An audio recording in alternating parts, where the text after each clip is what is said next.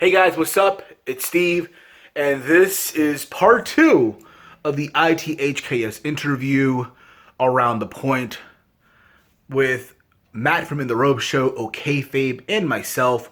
Matt's return to YouTube after being gone for 3 years. And before I play part two, I want to take this time to thank everyone for the positive feedback that I got from part one. Obviously, as you can tell, I am not in my usual office where I will do my videos. I moved. So you will see the new office and all that on the next installment of Around the Point and all that stuff. But in part two, I want you guys to notice one thing. Okay, a couple of things actually.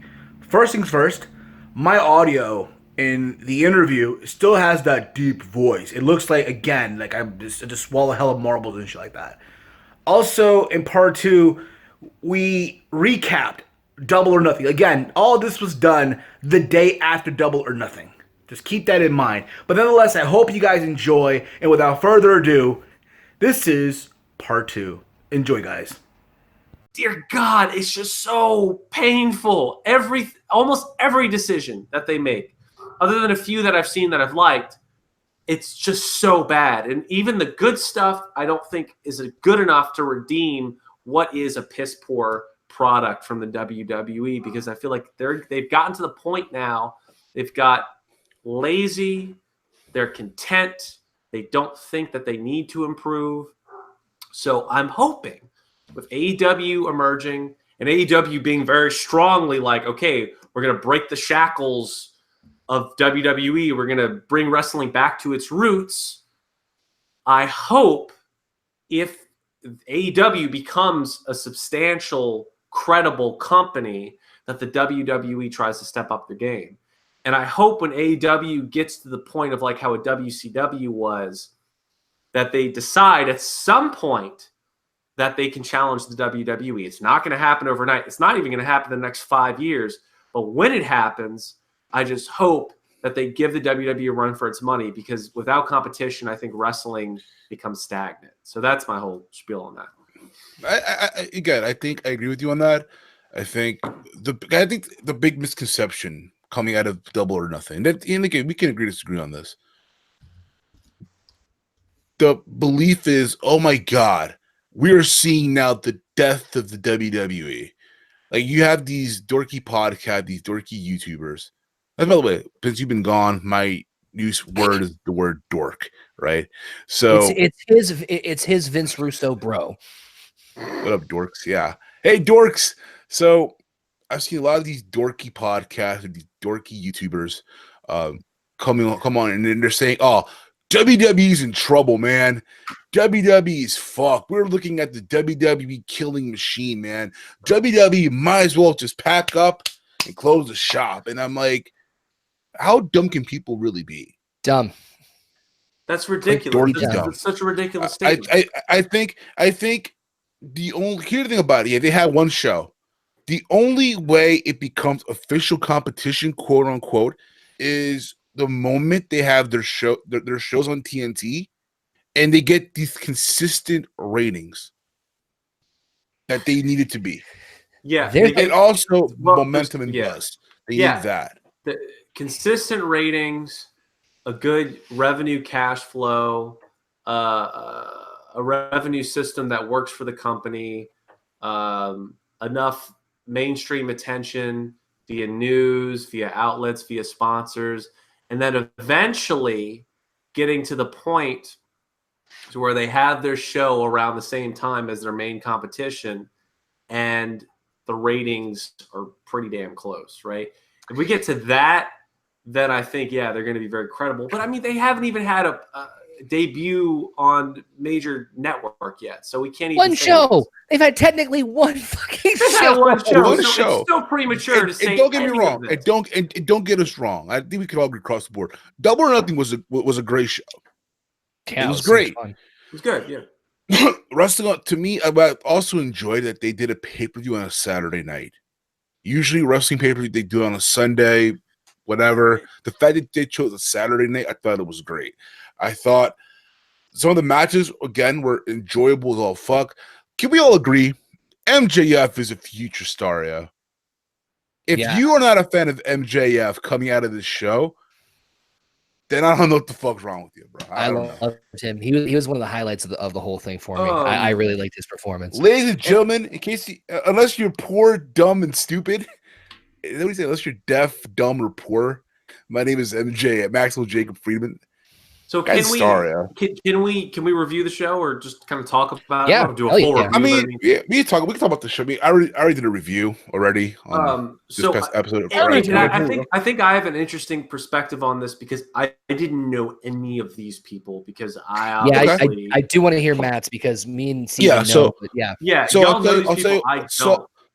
tell you what we'll do. Matt, did you watch also the buy-in show, by the way, on TNT? Or on their kickoff show, the Battle Royal. I watched the Battle Royal. Yeah. I watched all that. I watched the whole show. So what was your? So I'll say what. Let's begin from the kickoff show, and we'll just get your perspective. Okay, I'll go a match. Connor goes a match, back and forth, if you will, and we'll just get your perspective of it. Because me and Connor did our respective reviews. If you guys want to check out Connor's review of Double or Nothing, head over to this channel. Right, or if you want to hear my reviews at the same time, go over my channel, which you're in right now, obviously watching. It's up in the archives when we get a chance. So Zach knew. Oh, go ahead. So let's begin. So the show kicked off. Well, the buy-in started off with the Casino Battle Royale, which was basically their take on the Over the Budget Battle Royal. However, instead of everyone in the ring, it starts off with 5 guys, and after every 3 minutes, they shuffle the deck. Whoever card they pick, whoever drew that respective card, the star or shape of the card, whatever, 5 guys will come out, whatever, in intervals, and then the last person will be the Joker card, number 21. What was your take on that match, Matt? I like that. I actually like that concept. It's very different from a regular Battle Royal or the Royal Rumble. It kind of played into the theme of the pay-per-view. It's in Las Vegas, Double or Nothing. So I thought the idea of using suits on a card was really cool.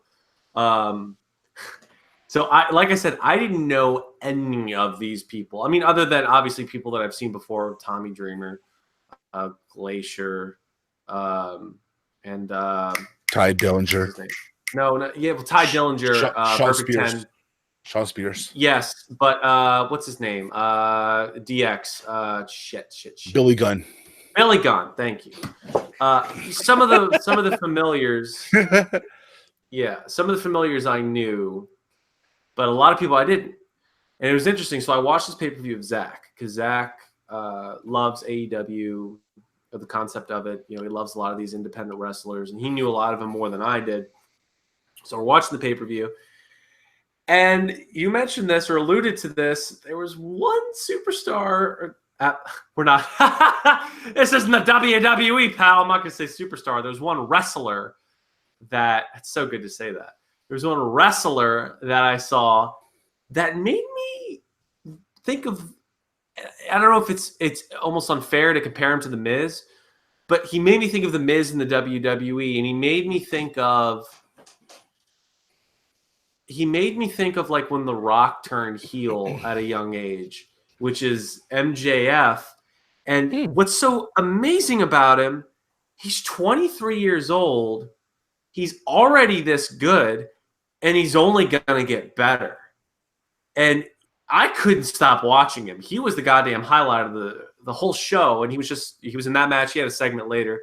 But what was the name of the wrestler that was missing the legs? What was his name?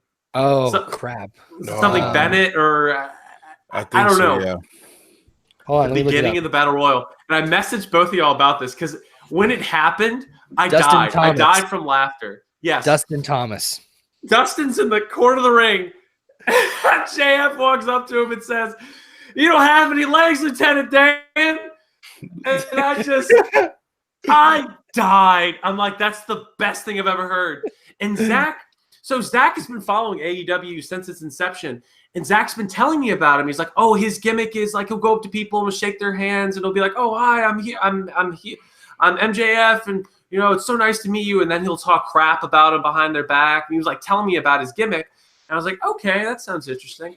But when I watched him, when I saw him on the show, I'm just like, oh my God, this is great. So basically, Zach has been watching Being the Elite. He's been watching it basically on their YouTube channel, basically. Yes. Yeah. Okay, And he cool. was, he's a big Kenny Omega fan. He was a big Young Bucks fan. I mean, even when we did in the Rope Show, he had more of an indie perspective at times with New Japan than I did. So he knew a lot of these people before I did watch this pay-per-view, obviously. But for the Battle Royal, I like the concept. There wasn't anything that I really hated. I mean, I don't even remember a lot of these wrestlers' names because it's literally the first time I saw them. So it's hard for me to remember. What's the name of the guy? Lucha Dinosaur. What's his name? Luchasaurus.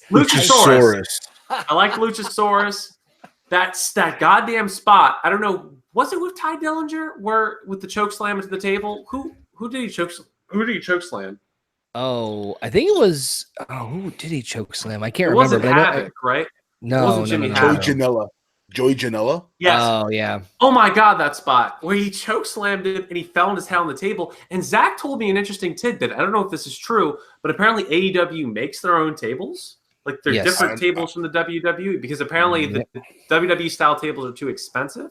So they actually made their own tables. So that's very interesting. But yeah, I liked it. I have no complaints about it. I hate that it was on the pre-show. I wish it was on the main card, but yeah, it was a good match. I'll say this too. And another star that I thought was a standout too, in some weird way, even though he had like a short showing in this. Believe it or not, Orange Cassidy.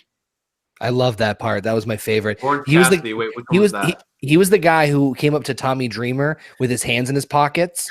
Oh, the sloth! He was just going really slow. So is his given? So is his gimmick that he's too cool to do anything, or that he's just like slow, or like what's his? He doesn't give a shit. Like, bro, I saw that Evolve a couple months ago. Because that's what I didn't know if it was like he's too cool for school and he'll just do whatever, or he just doesn't care. Like, it's so good. Care. I liked it. I saw him at Evolve a couple months ago. It's a good comedy gimmick. Had the whole place just erupting. Like, holy shit. It was nice. It was funny. Go ahead. Go on. I'm sorry. I was saying it was nice to see Tommy Dreamer. I told this to Zach, and I was thinking about it. I'm like, it's probably an honor for any wrestler to be hit in the head with a trash can lid by Tommy Dreamer. Like, they're probably like, oh my God, I got hit in the head with a trash can lid by Tommy Dreamer, right? So, yeah, exactly. I liked his inclusion. Like I said, it was weird seeing Glacier. Is he signed onto their official roster as like a legend? Like, is he going to be? I don't think so. I'm looking it up now. Okay. I don't think so. The other surprises, yes, the other surprises that come later on, they're all signed. Okay, cool. So let's move on. So let's start. So, also on the kickoff show, the buy-in, you had Sammy Guevara versus Kip Sabian. I don't remember that match. The two guys. It was it was kind of like the guy who came out with a panda thing on his head. Yeah. Oh, it was okay. I do remember. So, okay, that match we actually watched this morning. So the only pre-show match that we watched yesterday before the show was the Battle Royal. Yeah. This morning we watched that match. It was okay. There's nothing to rave about. I mean, it was entertaining, but I don't have much commentary on that. It was just okay. I didn't know who they were. It was the first time seeing them. They didn't really impress me. I wasn't wowed, but I thought it was okay. Exactly, right. Yeah. So then, Connor, what was the first? Then ask me about the first match on the main card. SCU versus the Strong Hearts, which is the 6-man tags. Yeah, Daniels, Kazarian, and Scorpio Sky against the Strong Hearts, Seema, T-Hawk, and Linda Man. By the way, I had no effing idea who the Strong Hearts were. And so those guys were part of the new partnership they have with Oriental Wrestling Entertainment, OWE. For some reason, I just think of Panda Express. Anyway, OWE. But yeah, that was their opening matchup with a 6-man tag. It was all right. It was okay. Okay. I'm the same way. It was average. It didn't excite me. It didn't wow me, but it wasn't bad. Can we agree that Daniels at his age can still go? It's amazing. He's like Patrick Stewart. He'll never age. He's pushing 50, right? Think. He's gotta is be. he? He's got to be. He's gotta be either mid-40s or I mean, he's 49, so he'll yeah. be. So I'm saying he'll be pushing 50. Yeah, he'll be 50 That's next year. Nuts. That's Yeah. crazy.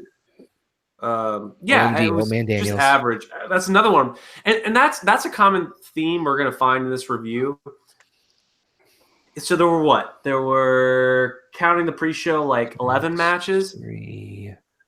There were probably 5 of the 11 that were memorable, and There's 6 actually- that were average. There was actually only 9 matches of the whole card. Oh wait, of the whole card? Yeah, On the let me main see here. card. 1, Oh, okay, Oh. with the main card. Okay. 2. No, You're right. actually, hold on. 1, 2, 3, 4, 5, 6, 7, 8. No, 9 altogether, including the pre-show. Okay, thank you for that correction. So there's probably 5 that are average and 4 that I really liked. I feel like there were a lot more average matches than really good matches. I said this on my review that the thing was there were going to be matches that were going to have lulls because what they're doing is they're doing things different than All In. All In, they're like, here's everything. Yeah. We don't care. Whereas here, they have to introduce new people. Structure the card. Yeah. Right. So I think that the first 4 matches of the main show were kind of a little bit on the lull side with like the 6 women tag, the fatal 4-way women's matchup, the other 2 tag matches. But then when you got to obviously Dustin and Cody and the Bucks and the Lucha Bros and then the main event, it just went absolutely insane. All right. You want to go to the next match? Yeah, that Okay. was, I believe the women. yeah, fatal 4-way women's. Kylie Ray, Nyla Rose, Britt Baker, and Awesome Kong, a surprise. Awesome Kong. Okay, here's a criticism. I thought that because there were 2 women's matches, right? yes, Yeah. I thought they were very basic. No, yeah, I'm right there with you. I was actually a little disappointed. I was like, wow, one thing. I mean, and it's just so premature. This isn't their full roster. It's just a pay-per-view match or 2 pay-per-view matches.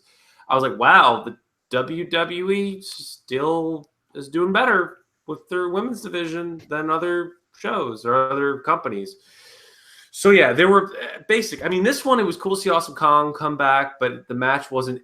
Once again, it was another one of those average matches. Wasn't anything to write home about, except I guess for the return of Awesome Kong, or not return because she never was technically there, but her return, I guess, to the wrestling ring, World. or Yeah, The World. return of the welfare queen.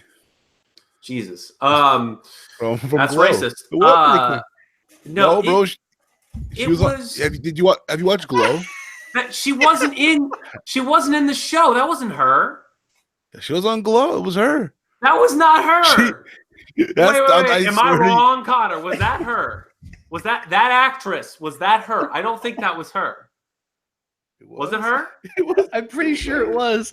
Hold on. Are you sure? That was fucking hilarious. Because you're like, welfare queen and Matt just nonchalantly, Jesus, that was racist, and then just rolled his whole thing. Okay, if that was her, that's my hold on. bad. But still, Hold on. Let me I confirm. didn't think that was her. I thought that was just an actress. Was that actually No. her? I'm pretty sure that was her. Let me just check. Huh. Oh my god, that was funny as hell. Well, they did have Carlito in the show. They had who else? What other wrestlers did they have? I don't know. Let me see here.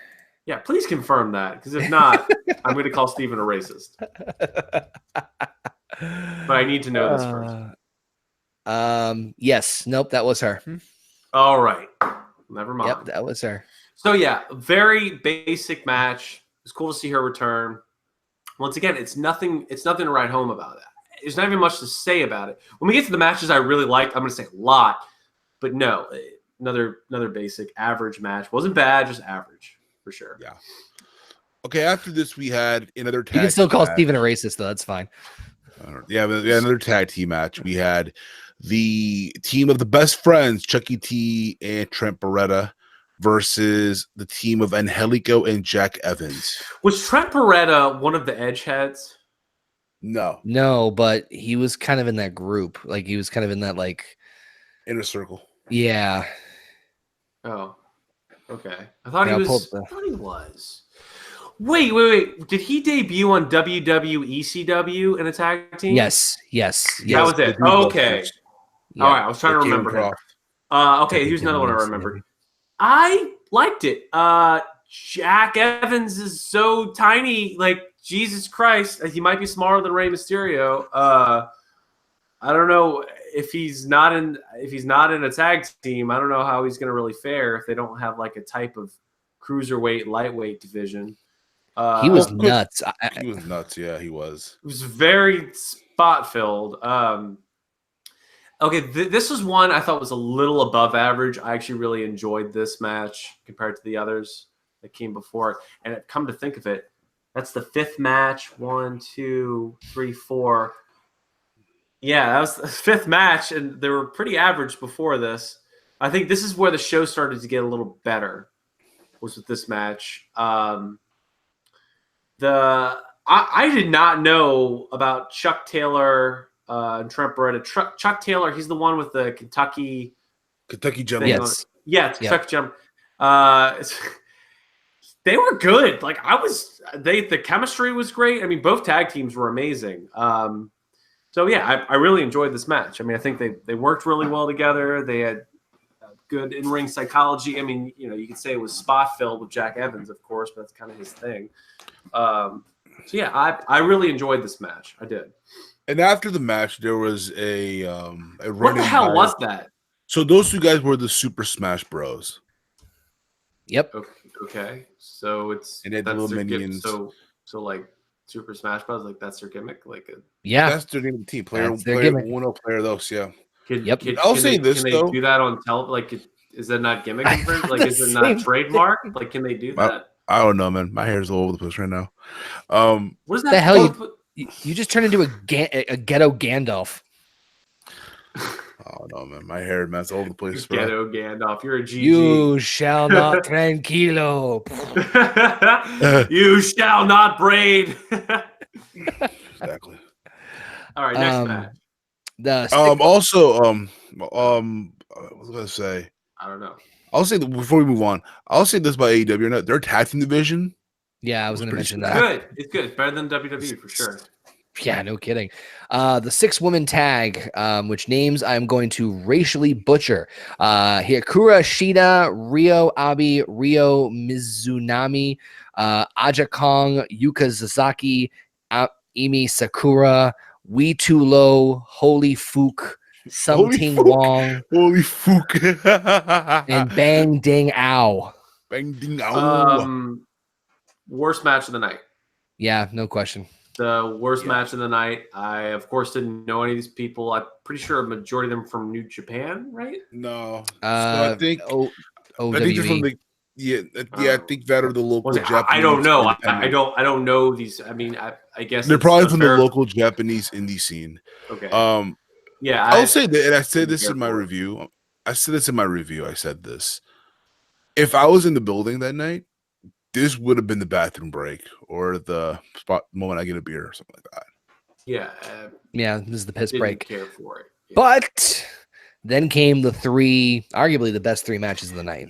Yeah, and these, I think, out of the 9-card show, these were the 3 best matches, or probably the best matches. Like, if you were to, once again, I keep changing the ratio 5-4.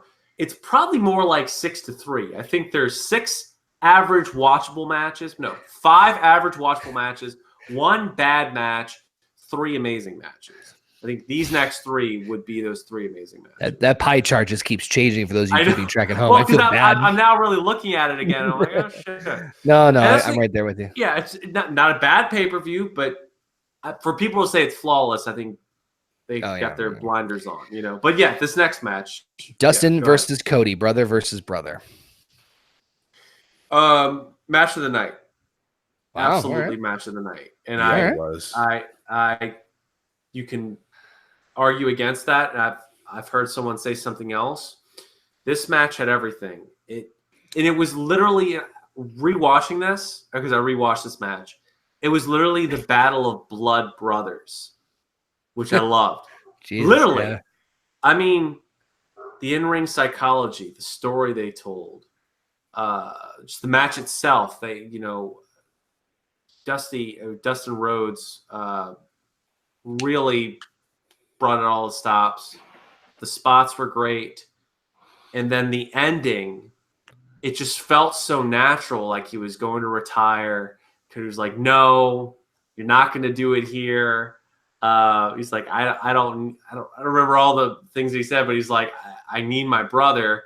And they hugged and they're crying. And you could literally tell they were both tearing up in that moment. And they're going to be a tag team or work together in a tag team match at the next pay-per-view. Everything. It was like a crescendo of emotion in that match. So I can't, like, I'm not saying it was pitch perfect. Obviously, it's hard to say any match is perfect. But you could almost put this as AEW's Ric Flair and Undertaker. I'm sorry, Ric Flair.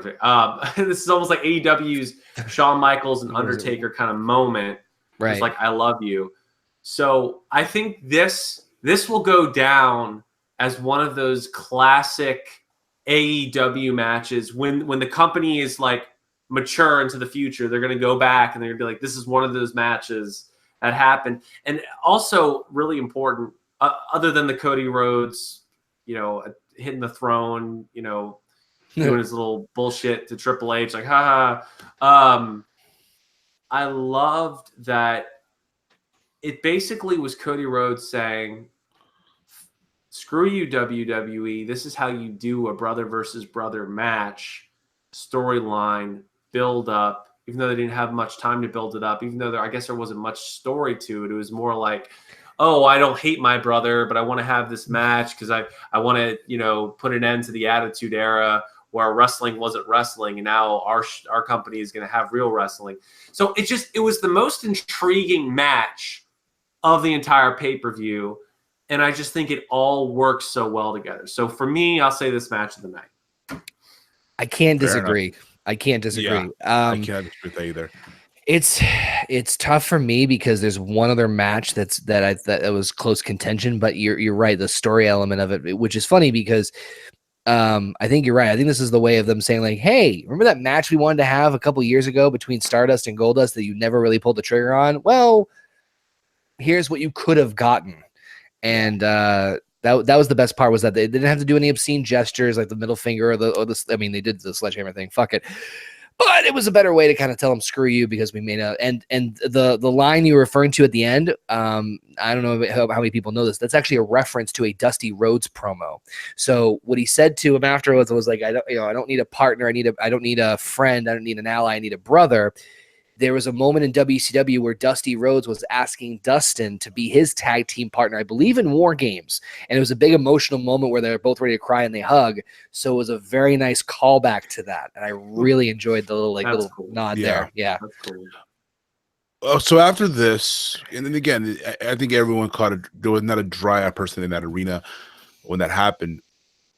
After we get the presentation of the new AEW World Title. So did Presented by Bret Hart. Bret Hart get hurt walking back up the stage? Yes, he did. Ramp? Yep. Wow. Okay, I think the highlight of this. Goldberg ran out and kicked him.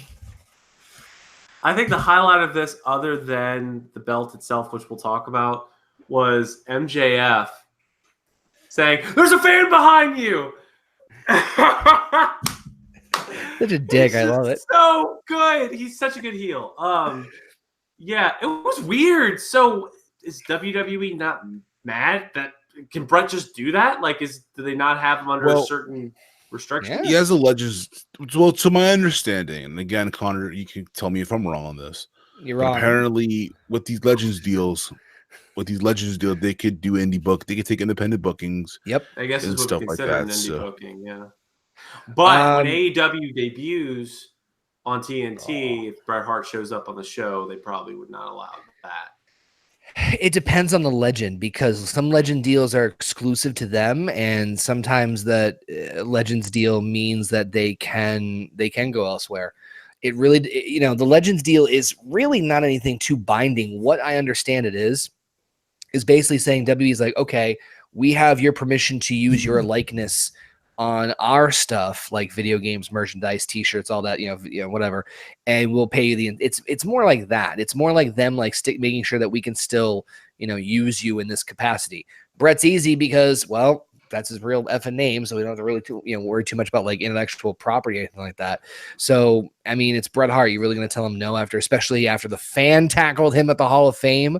Really? I mean, that's the biggest bartering chip. And Zach was joking about that. I'm like, can he be there? And Zach's like, well, the WWE let a fan tackle him, so maybe he's just mad about that.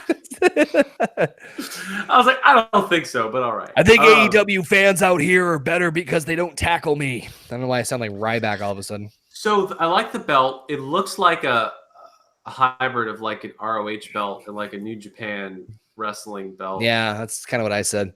But I think the side plates are a little busy, but other than that, I like it a lot. Well, the side plates remind me of an old AWA belt, like the wide ass belt. Like it looks like a heavyweight boxing belt almost, or like a weightlifter's belt. It's also hard to see the AEW on there. I'm sure it'll probably pop better when they get better lighting and Yeah, maybe it was the lighting. I think overall, to me, it looks more like a MMA belt almost. You're right. Yes, Zach made that point. Zach was like, "This looks like an MMA belt." I'm like, "Huh." Yeah. Yeah. Probably by design. Which kind of plays into what AEW is trying to do. They want wrestling to be a sport again. Losses matter, pal. Yeah. So, I want to talk about that. That was cool. So Zach mentioned this to me, and I was like, I like that. So they did an interview with Cody, and he said, yeah, so we're going to do things a little differently. And one of the things that we're going to do is like wins and losses are going to matter. And we're going to look at the statistics of which matches end by which finishing moves. And they're going to make a big deal out of the actual moves, winning matches or finishing matches. I'm like, that's amazing. Yes, we don't have that anymore. Like, I think it'd be really cool if some wrestler uses a move and they keep winning each match with that move. And then finally someone kicks out of it. Like if they do stuff like that again, where it's like, whoa, like they actually make us care about wins and losses, care about finishing moves. I think that would be really cool. If that's true, if Cody's actually going to move in that direction, I think that's wonderful. So yeah, one of my favorite. No, I heard the same thing. One of my favorite things from TNA back in the day was the Bound for Glory series, and it kind of reminded me of that. Of like, oh, you're going to do a thing where we're actually going to tally up, the wins and losses and how they win. And yeah, I like that. I thought that was genius because it establishes a very clear, understandable ranking system. And remember, on the ranking system, they would also do house shows, and they would recap the house show wins. Yes. Yeah. So it's like, even if you went to a house show, it's a part of the main show, which was cool. So they factor into that. Yeah, I was big into TNA around that time. That's like, I was really into it. But yeah, so after this, we got the co-main event. We had for the AAA, they're calling AAA tag titles. Oh, Lucha Bros. Can I just say real quick? I have to honestly say I did not realize how much I missed Justin Roberts doing ring announcing until I watched this show. Yeah, he looks good too. I like the hair. I like all of it. Everything. I'm sure he's happy Vince is not. So we had the Lucha Bros. We had the Lucha Bros versus the Young Bucks. I know people love the match. I thought it was great all you want, but for me, I feel like I don't mean to pull them off like a dick, because again, I've seen a lot of Young Buck matches all the fuck you want. I get they try to steal the show, but I feel like, I don't know, like they could have toned it down just a little bit. The main event's coming. It is Jericho and Omega, but nonetheless, I thought it was a fun match for what it was worth. So Matt, take it away, brother. Very interesting perspective on this. That was my first Young Bucks match that I've ever watched. Really? That was the first Young Bucks match I ever watched. I've seen their stuff, like I've seen highlights and whatnot. That was the first full match I ever sat down and just watched.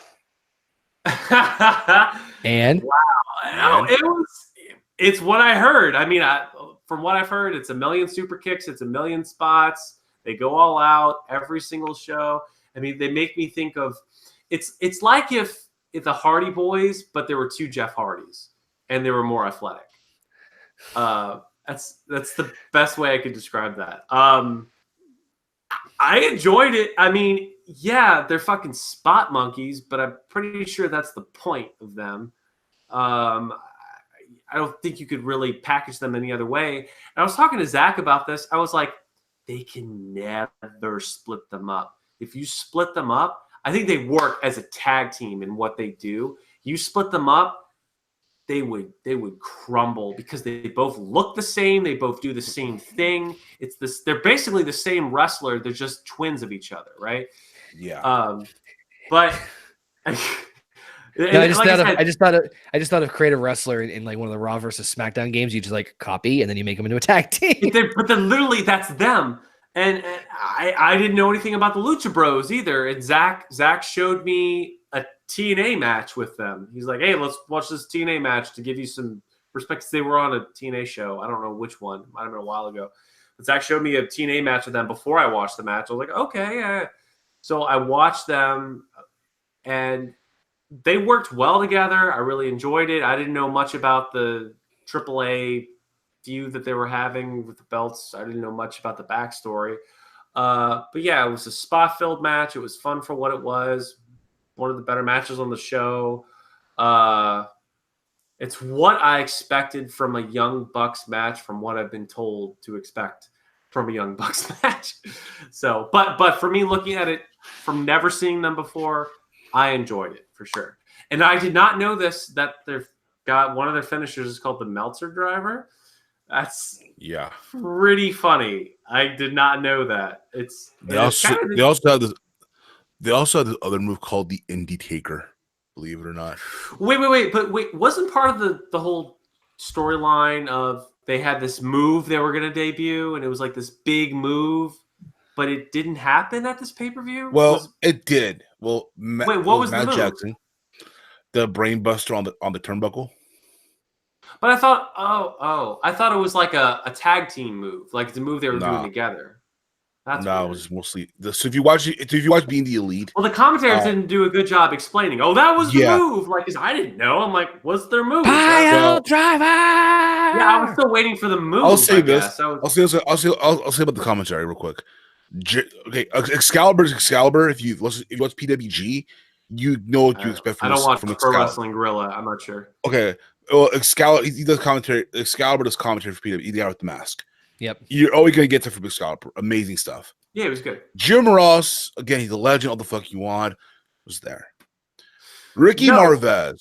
Ricky Marvez was the bleeding shit. I'm sorry. Ricky Marvez was the bleeding shit. So there's two things I'll say about that. And I told Zach about this as one of my little things I noticed. Ricky Marvez, I had two problems with him. One, no emotion, no passion, no energy. Two, his mic was too low. But I also don't know if his mic was too low or his mic was fine, but he just wasn't loud or he wasn't passionate. So it might only be one criticism, but there were two things that I had as an issue with him. Replace him with John Madden, and you've got the dream team of pro wrestling commentary. Yeah, like Jim Ross. Wow. Jim Ross needs to be familiar with the roster before he's going to be really good, right? Yeah. So that's going to take a minute. But he was good for not knowing most of those people and still, doing his play-by-play bit. So, I think Ross was kind of slow at the beginning, and again, I think you're absolutely right. I think it was because he didn't know the guys, and then once we got into the other matches, it started to get better. So, and Jim Ross's perspective on Cody versus Dustin, I think, made the match even better. Was his commentary? Yes. Yeah, I'll agree with you on that one. And then, the main event. So to preface this, so the Battle Royal in the beginning was the number one contendership match for the AEW World Heavyweight Championship belt, which will be fought at a future date. We don't know which. It'll be a pay-per-view or maybe on the debut show. We don't know. And the winner of that was what was it? Adam Paige, the Hangman, right? Yep. He won that match. And he will face the winner of this match, which was Chris Jericho. So this was my second favorite match of the night. Not the match of the night for me. Some people might say it was the match of the night for them. I did not see the first match of Jericho and Omega that they had at All In. Was Was it All In that they first? wrestled? No. No, Wrestle Kingdom That was it. 12. Couldn't think They of it. At the Wrestle Tokyo Kingdom, Dome. but did they wrestle at All In after? Or No. No. Okay. This is the So they this only is- wrestled at Wrestle Kingdom, which is a New Yes. Japan show, right? They're WrestleMania. Yes, but so it's New Japan. So they had that match, and Kenny won, or did Chris win? Kenny won. Kenny won that. Then Chris won this, and now it's 1-1.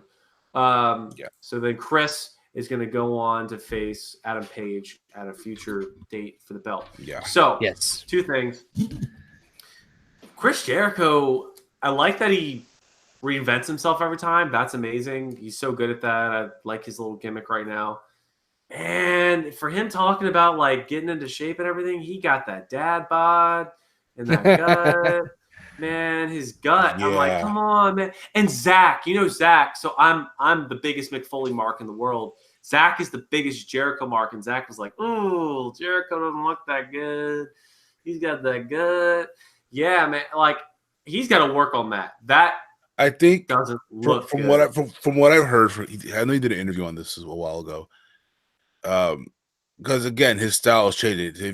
So now basically, if you watch his stuff in Japan, he's basically doing the whole Bruiser Brody like brawl style, basically.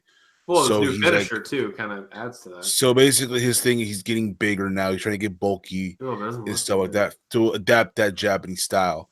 Which is funny because the reason why he won, because you got to think about this too, in case you guys don't know this or not.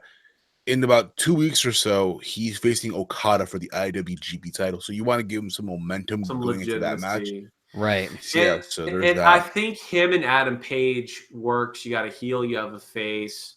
You have a good storyline with that. I think they worked well together. Of course, I didn't see their first match. I've heard that it was decent. It was good. I thought they worked well together. It's my second favorite match of the night. Jericho's as good as he always is. Kenny Omega was as good. That was actually my first time seeing a full Kenny Omega match. I really enjoyed it. I don't like Jericho's new finisher. I don't like it. The Judas effect. I don't like it. I get it. It's like an MMA thing, but it's just an elbow in the face. It happens all the time in wrestling. It's like Big Show's punch, but at least with Big Show, he's a big man punching you. Jericho has an average size elbow, so is it really that impressive? I don't know. That was a little weird for me, I'd say. I can definitely see that. I think the only reason I'm being a little bit more open-minded for it is because it's such one of those moves that you can literally hit out of nowhere. Yeah, but he can also do that with the code breaker. Yeah. RKO, which is and all that a stuff. much more impressive looking move, and it's like both like knees hitting you in your temple, which could not. Yeah, I mean, I guess an elbow could, but it just it's got to grow on me a little bit. But then with this matchup, by the way, the one thing I wanted to mention, and I'm sure we'll get to this when we talk about the other surprise at the end of the show, was I think that Double or Nothing did a great job of setting stuff up for the future. Yes.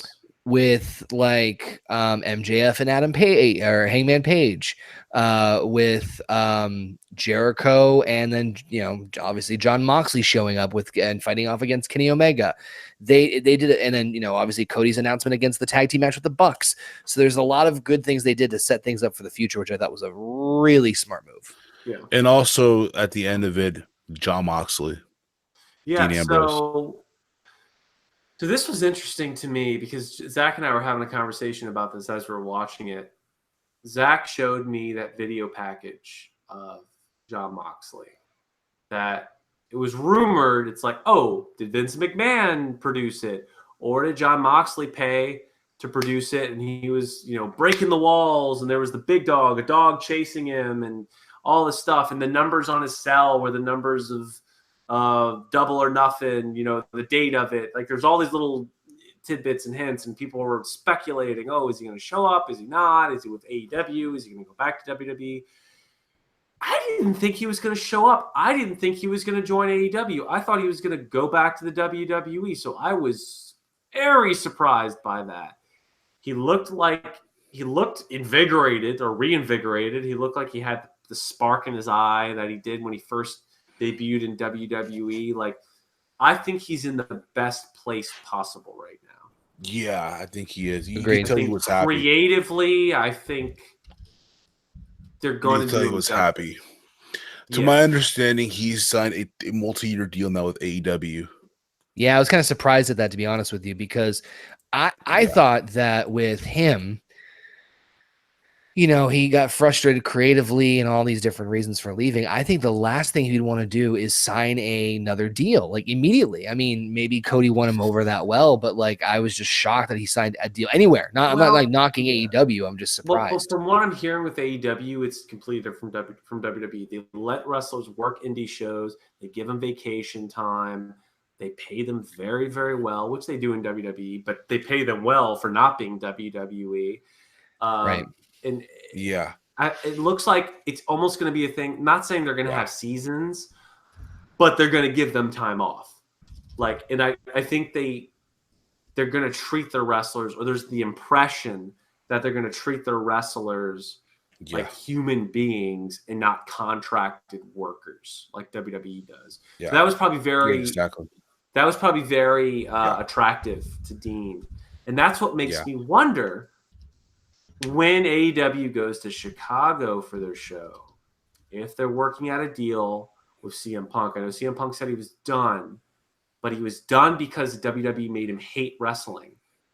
But I wonder if he's going to look at AEW and say, they're going to give me time off. They're going to pay me what I want.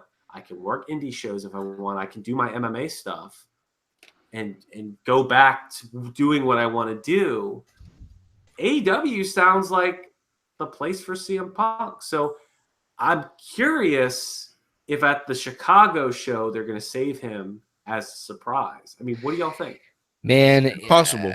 It's possible. I'll put it this way: if they sign him, that's going to be the game changer as far as like anybody that's signed to the company. You know, so many people are going to tune in. Yes, want to watch him. Yep. And if they sign him, I think what would happen is at that Chicago show, he would show up. He would just show up. Doesn't even have to do it. Maybe just kind of promo. Just show up. Be like, I'm with AEW, and they just hold him off until the debut show. And they're like, you want to see CM Punk? Tune in when we debut on TNT. How many people are going to fucking watch that show? Yeah, it would be a smart move. Exactly. Yeah. Well, this was fun. Jesus. Yeah. This was fun. This was awesome. Memory. You know, it's good that you got the three of us back together. We probably went, how long we went for? Like an hour almost? Like hour and a half. The idea was like 45 minutes. So you know what? This is an hour and a half. So Steven, it's going to be about 3 hours after you do the insert of the WrestleMania 32 review. So don't forget this brief 5.5 hour show. Yeah, exactly. Wait, 2/3 of it was a WrestleMania review, and then you know what? Us. You know what? This is the longest, and I'm happy that it is. I could, again, this the three of us are here together again after God knows how long. We gotta do this again. We have to bring it back down the road. Because I missed this. I ain't gonna lie, I missed this. The three of us. I said this before, and I'll say it again. You guys, we need to invade Starcast 3. Well, you guys are my friends, my best friends here, and also my brothers. I love you guys, and again, I just miss you guys in general. You know what I mean? Steven, it's like I used to say on the show, like we Walter White it. We have some chemistry, right? But this is my first, I guess you could almost say, type of review in almost 3 years. I know I definitely feel rusty, but I even like talking about AEW and the possibilities excites me. And it really makes me think, like, because in the rope shows, I'm not saying it's gone forever, like I'd ever bring it back. Never say ever. Never say never. If I were to come back, it would probably be more of a podcast form. Because like the channel, I shut the channel down. If you didn't know, the channel shut down. It would probably be more. Damn it! I said, "You bastard!" Damn it! I know it's shut down. You can't watch any old videos. I literally shut down. Memories of you puking on camera. I know, shut down. Because the rant-offs.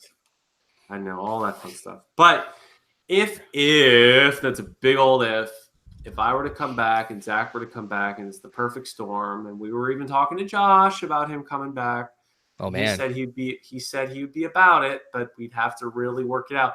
Another little tidbit. The reason Josh left the show, other than he had prior commitments, is because of the way Zach and I treated him on the show, apparently. During his State of the Divas addresses, I don't know if you remember any of those, but Josh used to do the State of the Divas address, which he would talk about the state of women's wrestling in the WWE. It was a little segment we did. I remember those, yeah. And they were never scripted, right? He would just go off the cuff and do his thing, and Zach and I would find a way to fuck it up every time. So we'd always do something crazy. Like one week we did like a sword fight in front of him.